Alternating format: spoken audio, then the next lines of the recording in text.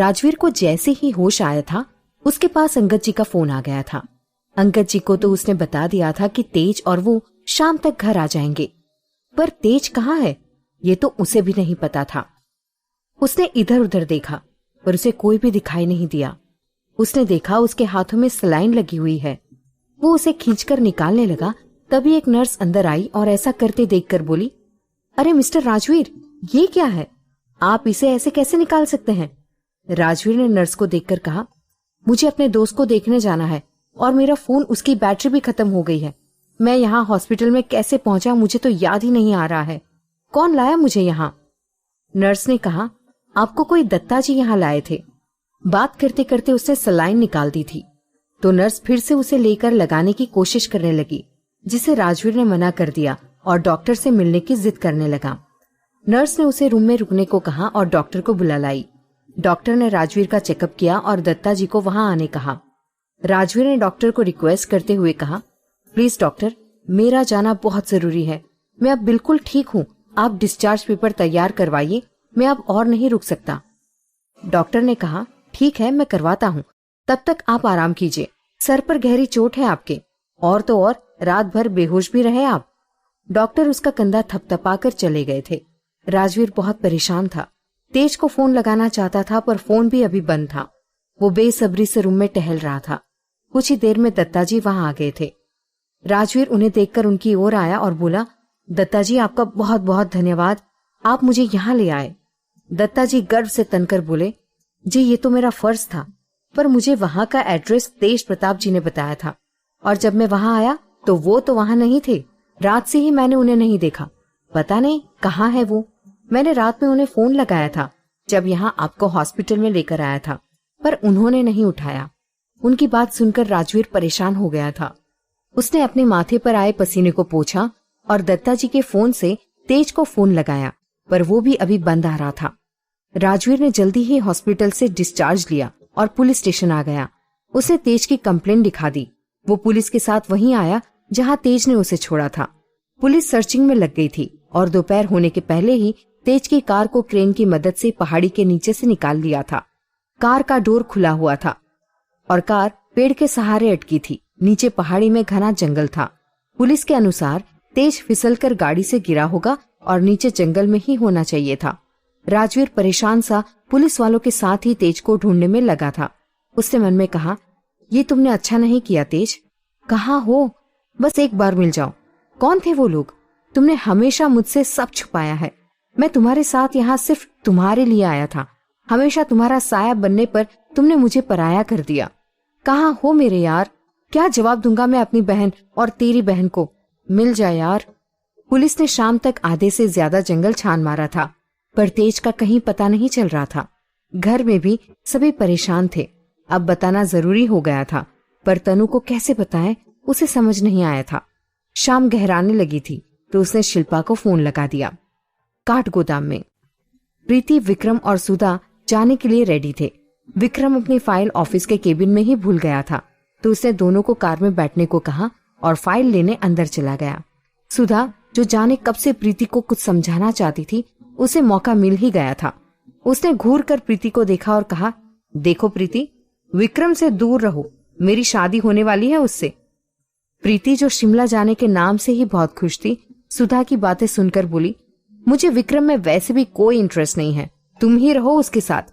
वैसे भी तुम दोनों की जोड़ी बहुत ही मस्त है। तुम मेकअप की दुकान और वो फीका पकवान, इसीलिए मुझे इसमें मत उलझाओ। वैसे भी मैं किसी और से प्यार करती हूँ, समझी तुम? अब उल्टा पुल्टा बोला ना तो झाड़ने में टाइम नहीं लगेगा मुझे। मैं कब से चुप हूँ तो पता नहीं कब से ख्याली पुलाव में मुझे सोया बड़ी की तरह घुसा रही हो। इतना बोलकर प्रीति ने सामने का दरवाजा खोला और सुधा को ठेंगा दिखाते हुए बैठने लगी तो सुधा ने भी उसकी कलाई जोर से पकड़ी और कहा, वैसे तुम्हें समझ तो कुछ आता नहीं है, पर ये जान लो, विक्रम के साथ आगे बैठने का हक मेरा है। और सुधा ने उसे झटके से पीछे खींचा जिससे वो बस गिरने ही वाली थी। विक्रम भी तभी फाइल लेकर वहां आ गया था। उसने प्रीति को अपनी तरफ खींचा जिसे प्रीति विक्रम के सीने से लग गई थी, जिसे देखकर सुधा तो और जल उठी। विक्रम ने जलती हुई आंखों से उसे घूरा और कहा, ये क्या मजाक है सुधा, वो गिर जाती अभी। प्रीति भी संभल कर सीधी हुई और बड़बड़ाते हुए पीछे की सीट में बैठ गई। उसने मन में कहा, रब जी, सच कहती हूँ, यदि मुझे समीर से मिलने नहीं जाना होता तो मैं इस सुधा का मुंह ही नोच लेती, और ये विक्रम पता नहीं कैसे झेलेगा इसे। पूरी की पूरी चुड़ैल है। अरे मैं क्यों विक्रम पर अपना हक जताऊंगी? वैसे ये बंदा हैंडसम जरूर है, पर एक नंबर का गधा है जिसे ये सफेद चुड़ैल पसंद आ गई और अपने पापा की बात मानकर उसे झेल रहा है। सुधा आगे बैठने लगी तो विक्रम ने कहा, आगे कहाँ बैठ रही हो? जाओ पीछे बैठो, मैं पूरे रास्ते तुम्हें नहीं झेल सकता। सुधा ने बड़ी बड़ी आंखों से उसे देखते हुए कहा, Vikram, what do you mean? मैं तुम्हारी होने वाली पत्नी हूँ, तुम मुझे ऐसे ही किसी के सामने मेरी इंसल्ट नहीं कर सकते। विक्रम ने कहा, मेरी गाड़ी में जंगली बिल्लियों के लिए वैसे भी जगह नहीं है, बोलकर वो सामने ड्राइविंग सीट पर बैठ गया। सुधा ने विक्रम को देखा और मन में कहा, एक बार शादी हो जाने दो, फिर पता चलेगा ये जंगली बिल्ली काटती भी है। और वो गुस्से में भनभनाती हुई अपने कान में हेडफोन लगाकर पीछे की सीट पर बैठ गई।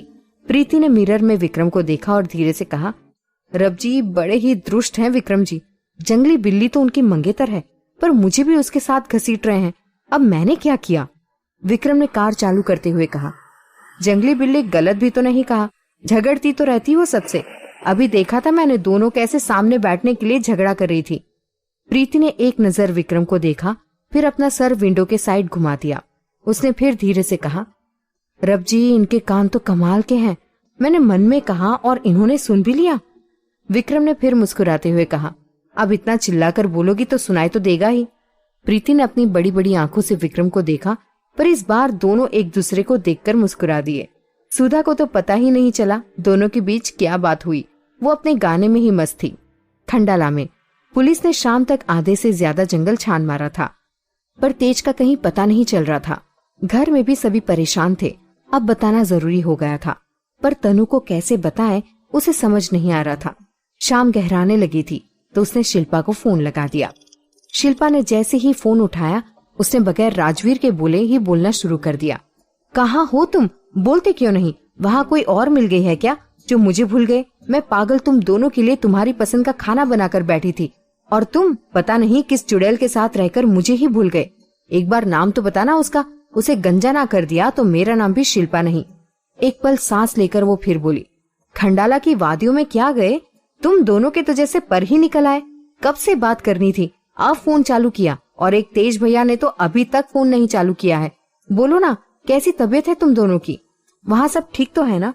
उसकी नॉन स्टॉप बातें सुनकर एक बार राजवीर के चेहरे पर मुस्कुराहट ही छा गई थी। उसने एक बार अपने दर्द को छुपाकर धीरे से कहा, शिल्पा। शिल्पा को भी जैसे उसके दर्द का एहसास हो गया था। उसने भी बुझे हुए शब्दों में कहा, राजवीर, क्या हुआ है? तुम इतने परेशान क्यों हो? और भैया भी फोन नहीं उठा रहे। सच कहो, क्या बात है?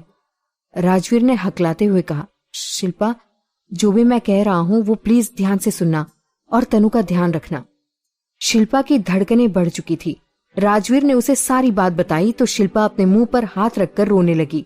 उसने कहा, राजवीर, कुछ भी करो, भाई को ढूंढो। मैं तनु को ये खबर नहीं दे सकती, और यदि तुम्हें पहले ही पता था कि भाई के पीछे गुंडे हैं तो तुमने उन्हें क्यों नहीं रोका? राजवीर ने रोते हुए कहा, तुम तो तेज को जानती ही हो। उसने मुझे बचा लिया और खुद पता नहीं कहाँ है। मेरी दोस्ती का ये सिला दिया उसने। मैं उसे मना कर रहा था पर वो नहीं माना। बस यही दुआ करता हूँ कि उसे कुछ ना हो। शिल्पा ने भी रोते हुए कहा, जो भी करना है जल्दी करो, मैं ये तनु को नहीं बता सकती हूँ। शिल्पा ने परेशान होकर फोन रख दिया। उसके पीछे कब से तनु खड़ी थी उसे पता ही नहीं चला। कुछ देर में जैसे ही वो पलटी, तनु को अपने सामने पाया। तनु की आंखों से आंसू गिर रहे थे।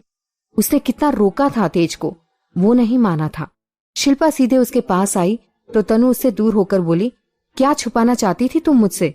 तेज कहाँ है? मुझे वहां जाना है। शिल्पा परेशान होकर बोली, तनु रिलैक्स, भाई ठीक होंगे। देख, राजवीर है ना वहां, तू संभाल अपने आप को। तनु बोली, कैसे संभालूं मैं अपने आप को? वो वहां पता नहीं कैसी हालत में है और मैं यहाँ आराम से हूँ। मुझे अभी जाना है, प्लीज तेज ठीक होंगे ना?